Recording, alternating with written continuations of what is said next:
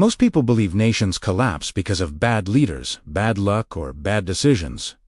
What if the real reason goes far deeper hidden, beneath layers of history, global finance, and repeating patterns that trap entire countries in cycles they can't escape? What if nations down to simply fall but are pushed, pulled, and cornered into collapse by forces almost no one sees coming? Today, we uncover why economic failure isn't an accident but a cycle that has repeated for centuries, and why the next collapse might already be unfolding. To understand this cycle, we must go back to the early days of modern nation-states, when monarchies ruled and economies were built on land, harvests, and war. Back then, collapse seemed simple: crop failures, plagues, invasions. But beneath these visible disasters were early financial systems that few recognized as dangerous. Leaders borrowed money to fight wars, expand territories, and build empires, unknowingly setting in motion a debt spiral that would define their fate. As European powers expanded, the cost of maintaining empires grew exponentially. The birth of central banks and the rise of international lenders created new financial tools that allowed nations to borrow more than ever before. This seemed like progress, but it introduced a hidden vulnerability.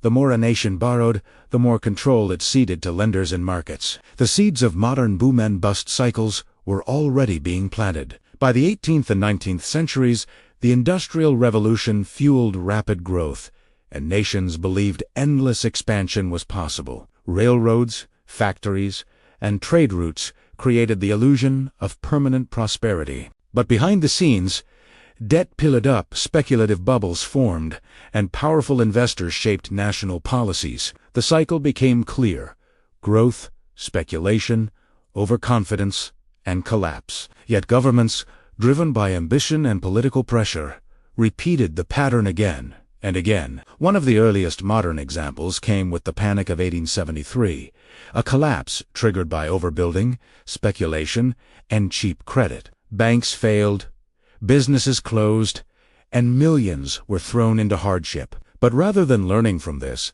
nations doubled down on the same expansion strategies. The pattern would repeat in nearly every major economy over the next century. The lead-up to the Great Depression followed the same script. Nations encouraged consumption, credit exploded, and stock markets soared on speculation rather than real value. Policymakers believed they had mastered the economy, but they had simply built another fragile bubble. When it burst in 1929, the impact was global. Factories shut down, trade collapsed, and political extremism rose. The world was once again trapped in a cycle it didn't fully understand. In the aftermath, nations created new institutions: the Federal Reserve, the IMF, and World Bank, hoping to prevent future crises. These organizations promised stability, but they also centralized financial power in unprecedented ways. Their policies could rescue countries or push them deeper into collapse. Many nations would soon discover how limited their control truly was. After World War II,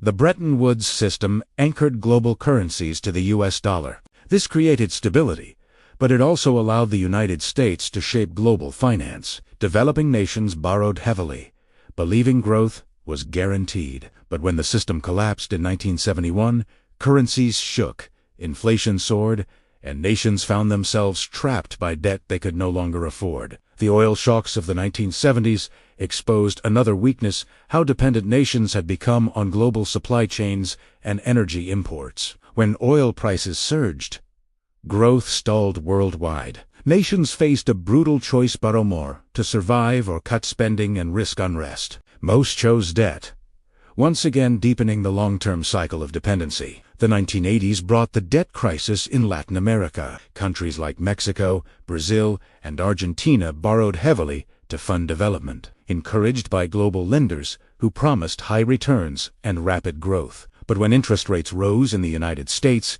these nations were crushed under their debt burdens. Entire economies collapsed, leading to austerity, poverty, and decades of stalled progress. In response, the world tried a new strategy: structural adjustment. Nations were told to privatize industries, cut spending, and open markets. This was supposed to break the cycle, but in many countries it only deepened inequality and made economies even more vulnerable to global shocks. The collapse and reform model was becoming a predictable loop. The Asian financial crisis of 1997 offered yet another example. Rapid growth in countries like Thailand, South Korea, and Indonesia led to speculative investment and massive borrowing. When confidence faltered, currencies crashed, banks failed, and millions lost jobs. Once again, international institutions stepped in with loans that forced painful reforms. The cycle was repeating fast, brutal, and global.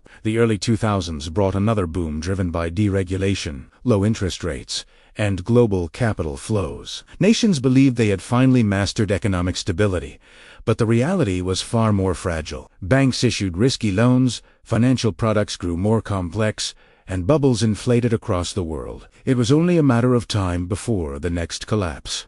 Then came the 2008 financial crisis. It began in the United States housing market but spread across the world within weeks. Banks that had been considered untouchable failed overnight. Nations bailed out financial institutions with trillions in taxpayer money, but ordinary people bore the brunt of unemployment, foreclosures, and lost savings. The cycle had not only continued, it had intensified. After 2008, governments promised sweeping reforms, regulations tightened, oversight increased, and central banks coordinated on a global scale. But even these reforms had hidden consequences. Low interest rates encouraged massive borrowing, and nations accumulated more debt than ever before. The next collapse was already being written into the system. Today, global debt has reached an astonishing level, more than $300 trillion, exceeding 3 times the world's total GDP. Many nations now rely on borrowing simply to pay off previous borrowing. This is the very definition of a debt trap, a cycle that is mathematically impossible to sustain indefinitely. At the same time, inflation is rising, supply chains are fragile, and geopolitical tensions are escalating. Nations are once again turning to debt, subsidies, and emergency spending to keep their economies afloat. It is a familiar pattern, one that mirrors the lead-up to previous global collapses. The past is not just repeating, it is accelerating. Through all of this, one question remains.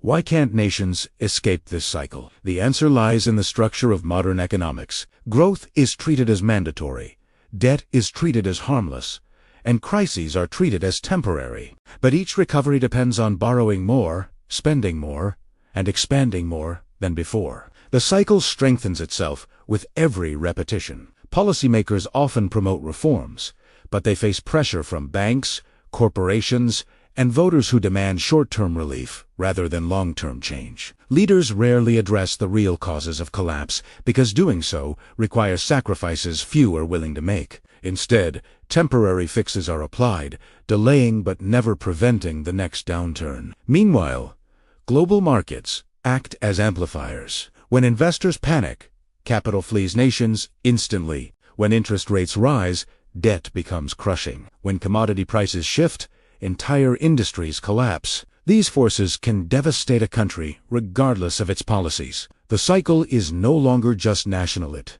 is global, interconnected, and fast. Economic history reveals an uncomfortable truth. Collapses are not random events, but predictable results of structural flaws built into the global financial system. Nations grow, borrow, expand, and speculate until something cracks. Then they fall, reform, and begin the process again. This cycle has persisted for centuries because the incentives that drive it never change. In today's world, new vulnerabilities have emerged. Artificial intelligence amplifies market volatility.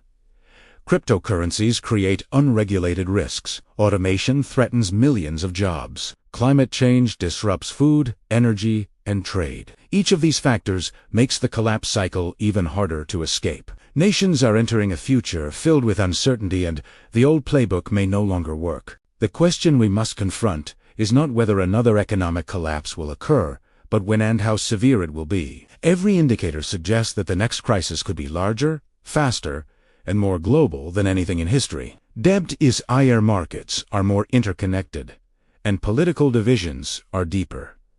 The cycle is tightening, yet understanding this cycle offers a measure of power. History shows that awareness is the first step toward resilience. By recognizing patterns, nations and individuals can prepare, adapt, and make more informed decisions. The cycle may not be fully escapable, but its impact can be mitigated. From this entire story, 3 key takeaways emerge. First, no nation is immune to collapse, not even the wealthiest. Second, debt-driven growth is inherently unstable and eventually leads to crisis. Third, global systems are more fragile than they appear, and small shocks can trigger massive consequences. As we look toward the future, the world stands at a crossroads. Will nations continue repeating the same cycle, ignoring the warning signs until the next collapse reshapes the global economy? Or will the world finally confront the flaws at the heart of our financial systems? The answer remains uncertain, but the stakes have never been higher. If you found this exploration valuable, stay curious, stay aware, and consider subscribing for more deep dives into the hidden forces shaping our world. The next chapter of the global economy is already being written, and understanding it begins right here.